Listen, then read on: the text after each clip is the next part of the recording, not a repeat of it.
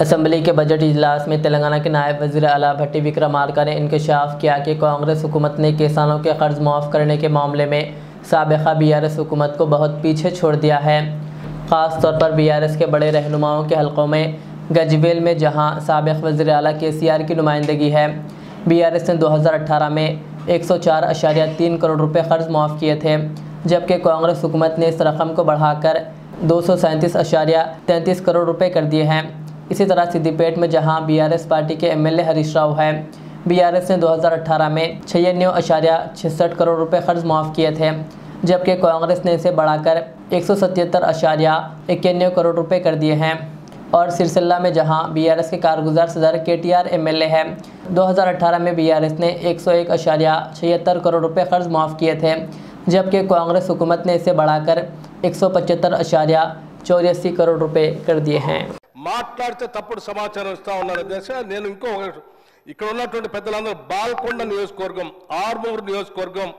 దుబ్బాక నియోజకవర్గం, గజ్వేల్ నియోజకవర్గం, ఉదాహరణ గజ్వేల్ నియోజకవర్గంలో అధ్యక్ష ఆ 2018లో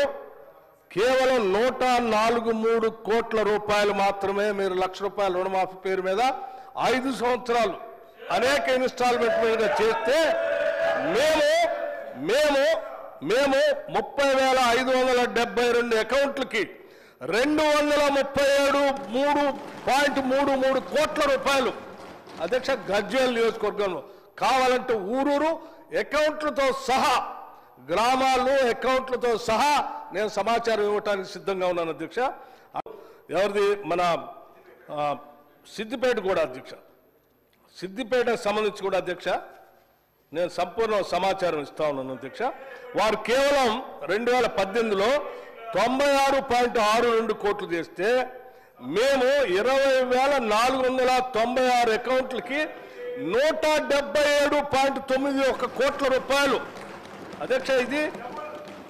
ప్రాంతాల అకౌంట్లతో సహా వారు పంపిస్తున్న అధ్యక్ష, వాళ్ళ గ్రామాల్లో కూడా డిస్ప్లే చేయమని చెప్పాను అధ్యక్ష। అట్లాగే అధ్యక్ష సిరిసిల్ల నియోజకవర్గానికి సంబంధించి మేము మీ హయాంలో కేవలం ఒక్క నిమిషం చెప్తాను, నీకు చెప్తా సమాచారం అధ్యక్ష కేవలం 2018లో 101.76 కోట్ల రూపాయలు మాత్రమే మీరు,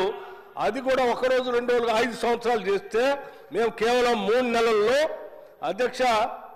175.84 కోట్ల రూపాయలు సిరిసిల్లలో ఇచ్చాం అధ్యక్ష। ఇయ్యలేదు